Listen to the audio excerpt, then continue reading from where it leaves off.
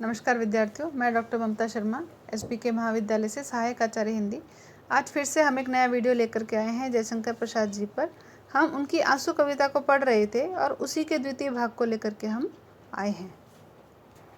महाकवि प्रसाद जी ने छायावत शैली के अनुरूप आंसू गीतिकाओं का प्रणयन किया है। इस लघु काव्य ग्रंथ में प्रसाद जी ने जहाँ एक और निजी प्रेम की विफलता और वियोगावस्था का चित्रण किया है, वहीं दूसरी तरफ उनकी लोक कल्याण की भावना भी अभिव्यंजित होती है। वैयक्तिक पीड़ा के साथ साथ सामाजिक संवेदना की अभिव्यंजना सुंदर हो चली है। काव्याश को प्रारंभ करने से पूर्व मैं आपको इसके संदर्भ के बारे में बता दूं कि प्रसाद जी ने आंसुओं के विविध रूपों को बड़ी मार्मिकता के साथ चित्रित यहाँ किया है, जैसे दुख और करुणा के आंसू, बिछोह के आंसू, हर्ष और विषाद के आंसू। इस तरह कवि ने मनोवैज्ञानिक धरातल पर आंसुओं का चित्रण कर दिया है। तो आइए चलते हैं हम इसके प्रथम काव्यांश की ओर। प्रथम काव्यांश कुछ इस तरीके से है। घन में सुंदर बिजली सी, बिजली में चपल चमक सी, आँखों में काली पुतली, पुतली में शाम झलक सी, प्रतिमा में सजीवता सी, बस गई सुछवी आँखों में, थी एक लकीर हृदय में जो अलग रही लाखों में। माना की रूप सीमा है सुंदर तब चिर यौवन में, पर समा गए थे मेरे मन के निस्सीम गगन में। लावण्य शैल राईसा जिस पर वारी बलहारी, उस कमनीयता कला की सुषमा थी प्यारी प्यारी। इन पंक्तियों में कवि नायिका के चिर सौंदर्य और यौवन की रूप राशि का बड़ा ही आकर्षक चित्रण करते हैं। रीतिकालीन कवियों के समान ही किसी मुग्धा नारी का चित्रण आंखों के सामने इन पंक्तियों के माध्यम से सजीव करते हैं। कवि कहते हैं, जिस प्रकार बादलों के बीच चमकती बिजली आकर्षक प्रतीत होती है और बिजली की चंचल छवि मन को मोहित कर लेती है, उसी प्रकार तुम्हारा रूप हृदय को आकर्षित कर लेता है। आँखों में काली पुतली, पुतली में श्याम झलक सी, जैसे आँखों में काली पुतली और पुतली की श्यामल छवि शोभायमान होती है, उसी प्रकार हे प्रिय तुम्हारा रूप सौंदर्य सुशोभित होता रहता है। प्रतिमा में सजीवता सी, बस गई सुछवी आँखों में, थी एक लकीर हृदय में जो अलग रही लाखों में।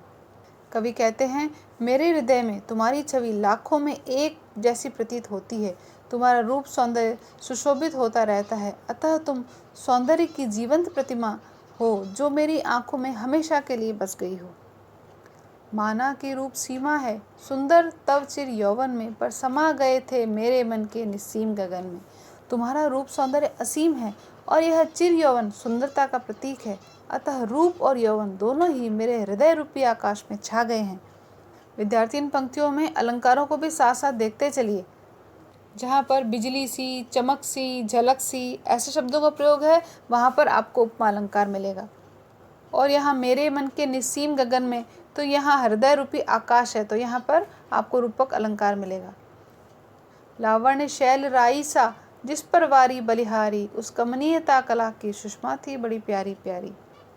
तुम्हारी सुंदरता एक विशाल पर्वतमाला के समान है, जिस पर मैं राईसा तुच्छ हृदय न्योछावर करता हूँ। वास्तव में तुम्हारा कलात्मक सौंदर्य सुकोमल और मधुरता से भरा है।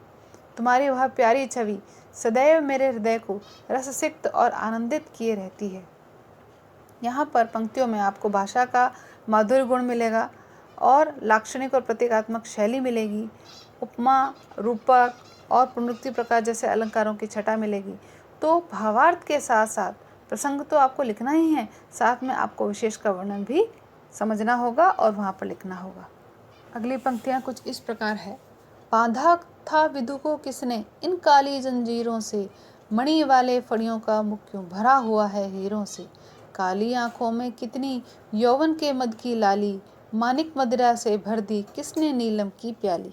विद्रुम सीपी संपुट में मोती के दाने कैसे, है हंस शुक यह फिर क्यों चुगने को मुक्ता ऐसे। विद्यार्थियों को बता दूं कि प्रतियोगी परीक्षा में भी इन पंक्तियों को बहुत बार पूछा गया है कि इन पंक्तियों में कौन सा अलंकार है, ये पंक्तियाँ किस कवि द्वारा रचित है, ये पंक्तियाँ किस कृति से ली गई है। तो इन सभी की जानकारी आपको होनी चाहिए। आगे की जितनी भी प्रतियोगी परीक्षाएं हैं, चाहे आप अध्यापक वर्ग से संबंधित देंगे या आरएएस देते हैं या आप नेट की परीक्षा देते हैं, तो हिंदी के संबंध में जयशंकर प्रसाद जी को भारतेंदु जी के पश्चात सर्वाधिक बार पूछा गया है। इन पंक्तियों में कवि नायिका के नेत्रों और होठों का अलंकारिक शैली में चित्रण करते हुए अपनी मौलिक कल्पनाएं करते हैं। कहते हैं कि उनका सुंदर मुखमंडल चंद्रमा के समान शोभित होता था और काले बाल काली जंजीरों के समान प्रतीत होते थे। ऐसा लगता था मानो किसी ने चंद्रमा को काली जंजीरों से जकड़ दिया हो, अथवा वे बाल मणिधारी सर्प के समान थे जो अत्यधिक शोभायमान हो रहे थे। उसकी काली आंखों में झलकती लालिमा यौवन मद की लाली के समान झलक रही थी। ऐसा प्रतीत होता है मानो किसी ने नीलम की प्याली में मदिरा भर दी हो। अर्थात नायिका की काली नीली आंखें प्याली के समान है और उसमें झलकती मादकता किसी मदिरा का सा नशा देती है। उसके सौंदर्यशाली होठ किसी लाल सीपी के पुट के समान प्रतीत होते हैं। विद्रुम सीपी संपुट में मोती के दाने कैसे हैं, हंस न शुक यह फिर क्यों चुगने की मुद्रा ऐसे। वह एक लाल सीपी के पुट के समान लगते हैं। इसमें चमकते हुए दांत मोती के दानों जैसे प्रतीत होते हैं। कवि यहाँ सुंदर कल्पना करते हुए होठों के ऊपर स्थित नाक की तुलना तोते से करते हैं और कहते हैं कि ये हंस नहीं कोई तोता है जो ऐसे सुंदर मोती चुगने क्यों आ रहा है। अर्थात नाक के नीचे होठों की ओट में चमकते दांत किसी तोते और मोती का सा भ्रम पैदा करते हैं। पंक्तियों में देख सकते हैं आप, उपमा रूपक तो ऊपर सभी जगह मिल ही रहा है, रूपक की छटा तो दिखाई दे ही रही है। अंतिम पंक्तियों में आपको अपनहोती अलंकार भी दिखाई देगा। भाषा का गुण माधुर्य है, रस श्रृंगार है और भाषा लाक्षणिक है, खड़ी बोली है। हम पढ़ ही रहे हैं और खड़ी बोली में लिखने के लिए तो प्रसाद जी की प्रसिद्धि थी ही, और खड़ी बोली में भी तत्सम प्रधान शब्दावली के लिए जयशंकर प्रसाद जी को याद किया जाता है।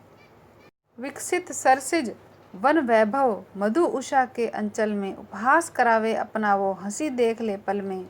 मुख कमल समीप सजे थे दो किसले के पुर इनके, जल बिंदु सदृश ठहरे कब उन कानों में दुख किनके।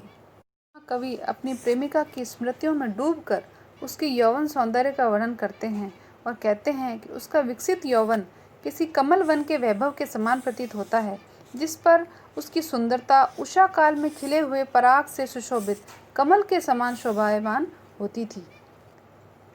यहाँ पर मधु उषा में आपको रूपक अलंकार मिलेगा। बल्कि कमल वन भी उसकी सुंदरता के आगे उपहास का केंद्र बन जाते थे। उसके मुख रूपी कमल के निकट गिरी दो अश्रु बूंदें ऐसी प्रतीत होती है जैसे कमल के पत्ते पर गिरी दो ओस की बूंदें हों, अथवा कवि अपने संदर्भ में अपनी विरह वेदना का बोध भी करा देता है। जैसे कमल के पत्ते पर गिरी बूंदों का कोई प्रभाव नहीं पड़ता, ठीक वैसे ही कवि के विरह वेदना जब प्रेम पात्र के कानों में पड़ती है तो इस पर उसका कोई असर नहीं होता। कवि कहना चाहते हैं कि मेरी व्यथा की उपेक्षा हो रही है। इस तरह प्रसाद जी नायिका के सौंदर्य को स्मरण कर अपने विरह व्यथा का चित्रण भी आसानी से कर पाते हैं। उपमा रूपक और अलंकारों का सटीक प्रयोग यहाँ पर भी देखने को मिलता है। भाषा वही है, गुण भी माधुर्य वही है, लाक्षणिकता यहाँ दिखाई देती है, साथ में चित्रात्मक शैली भी दिखाई देती है। अगली पंक्तियाँ, चंचला स्नान कर आवे चंद्रिका पर्व में जैसी, उस पावन तन की शोभा आलोक मधुर थी ऐसी। छलना थी तब भी मेरा उनमें विश्वास घना था, उस माया की छाया में कुछ सच्चा स्वयं बना था। वह गर्व रूप था केवल या हृदय रहा भी उसमें, जड़ता की सब माया थी चैतन्य समझकर मुझ में। इन पंक्तियों में कवि नायिका की सुंदर देह यष्टि का सुंदर चित्रण करते हैं और उसके गोरे शरीर को देखकर कल्पना करते हैं कि उसके पवित्र शरीर की शोभा और चमक दमक कुछ ऐसी है मानो कोई चंचला चांदनी में स्नान करके आई हो। अर्थात समूचा शरीर ही चांदनी में नहाया हुआ सा प्रतीत होता है। छलना थी तब भी मेरा उसमें विश्वास घना था, यद्यपि उसका रूप एक छलना मात्र था फिर भी मेरा उस पर घना विश्वास था। उस माया की छाया में कुछ सच्चा स्वयं बना था, मैंने उसके मायावी रूप को वास्तविक मान लिया था तथा उसे पाने के लिए मैं लालायित था। कवि आगे कहते हैं, वह गर्व रूप था केवल या हृदय रहा भी उसमें। कवि गर्वीली नायिका के उपेक्षापूर्ण आचरण को वर्णित करते हैं यहाँ पर और कहते हैं कि शायद उस तन में हृदय था ही नहीं, वह जड़ नारी मायावी मूर्त थी जिसे मैंने चैतन्य समझ लिया था। जड़ता की वह माया थी चैतन्य समझकर मुझ में, यानी कि वह जड़ता की माया थी जिसे मैंने चैतन्य समझ लिया था। अभिप्राय यह है कि नायिका के निष्ठुरता ने कवि का हृदय तोड़ दिया है। वह उसके रूखे व्यवहार से मानो निराश हो गए हैं। जिस हृदय की गहराइयों से चाहा था और वह कवि को ठुकरा कर चली जाती है। यहाँ पर नायिका की निष्ठुरता का वर्णन किया है और संभवतः अब कवि ने इसी प्रेम पीड़ा को आंसू काव्य में चित्रित कर दिया है। यहाँ पर निष्ठुरता, कवि की आस्था चित्रित हो रही है। साथ ही उसने अनुभव किया है कि रूप का आकर्षण एक प्रवंचना मात्र है जो कि नश्वर है, किंतु प्रेम जो है वो शाश्वत है। अतः फिर भी अपने प्रेम पात्र का प्रेम पाने के लिए प्रेमी हमेशा प्रयत्नशील रहता है। मेरे जीवन की उलझन बिखरी थी उसकी अलकें, पीली मधु मदिरा किसने थी बंद हमारी पलकें। विष प्याली जो पीली थी वह मदिरा बनी नयन में, सौंदर्य पलक प्याले का अब प्रेम बना जीवन में। मादकता से आए तुम संज्ञा से चले गए थे, हम व्याकुल पड़े बिलखते थे उतरे हुए नशे से। नाविक इस सूने तट पर किन लहरों में खे गया, इस बीहड़ बेला में क्या अब तक था कोई आया। प्रस्तुत पंक्तियों में लौकिक अलौकिक प्रेम विरह की भावना को व्यक्त किया गया है। भाषा यहाँ भी आपको वही लाक्षणिक मिलेगी, लेकिन साथ में कुछ मुहावरेदार भी है। कवि कहते हैं कि प्रियतमा के अभाव में मेरे जीवन की उलझनें उसकी बिखरी उलझी अलकों यानी बाल के समान प्रतीत होती है।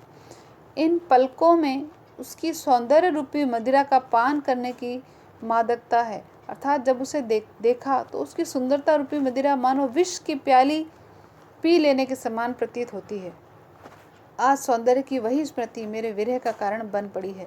विष प्याले का एक अर्थ यह है कि इंद्रिय जनित रूप का आकर्षण विश्व के समान मारक होता है, जिसकी परिणति प्रेम के रूप में यहाँ पर हुई है। अब ये भौतिक प्रेम आध्यात्मिक प्रेम के रूप में विकसित हो गया, अर्थात यह चिर वियोग सात्विक प्रेम का प्रतीक बन पड़ा है।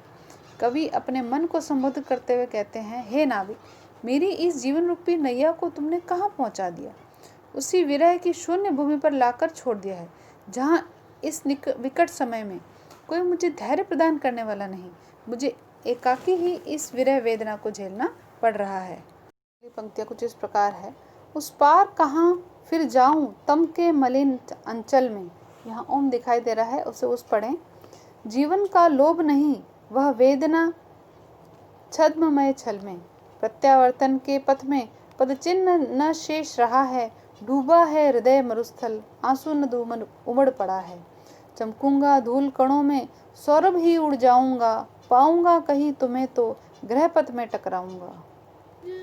कवि ने विरह वेदना में डूबकर अपनी असहाय स्थिति का बोध कराते हुए कहा है कि इस अंधकारपूर्ण जगत में उस पार वह कहाँ जाए, अर्थात क्या उपाय करे कि इसी विरह व्यथा से उसे छुटकारा मिल जाए। जीवन का लोभ नहीं वह वेदना छद्ममय छल में, वह कहते हैं अब मुझे जीवन का कोई लोभ नहीं है। उस रहस्यमय वेदना ने ही मेरे जीवन को छला है, अर्थात प्रेमिका की प्रेम पीड़ा ने मेरे जीवन को अपनाने की, मेरे जीने की इच्छा को मिटा दिया है।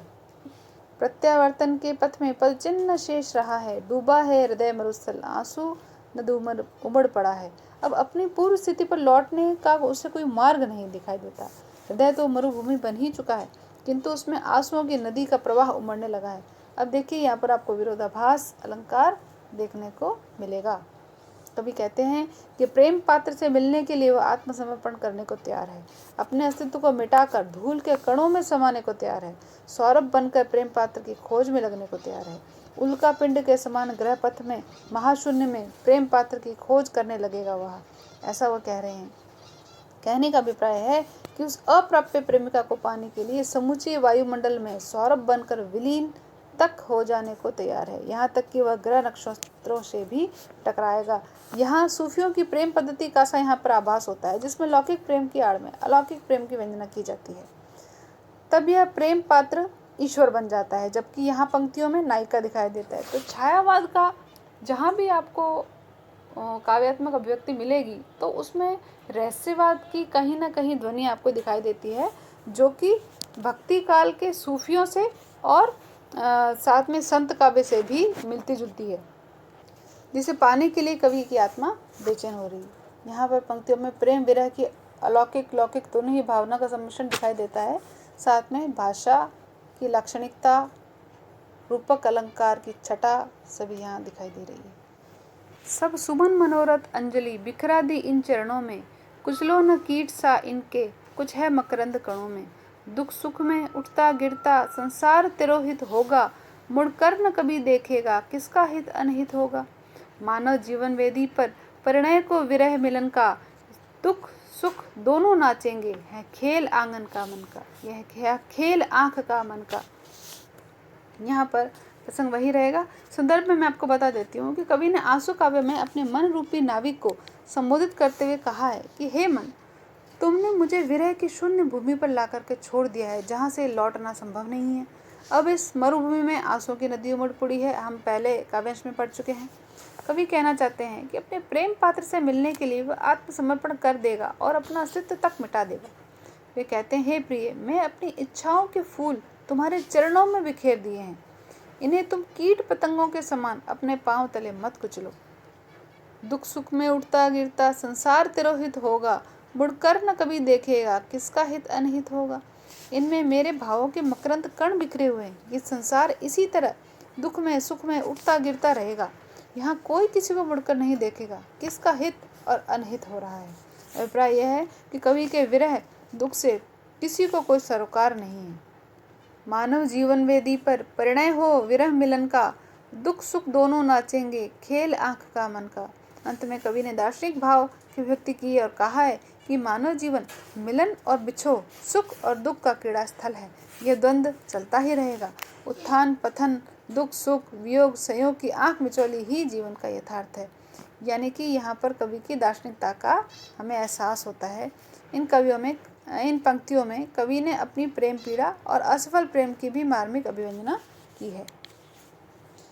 यहाँ पर हमारा आंसू काव्य का जितना काव्यांश हमारे पाठ्यक्रम में था वह खत्म होता है। इसी के साथ इस संबंध में 2 वीडियो आए हैं, दोनों को जोड़ करके आप सुने अच्छे से, और इसके संबंध में यदि कोई प्रश्न हो तो व्हाट्सएप ग्रुप पे चर्चा करें। धन्यवाद।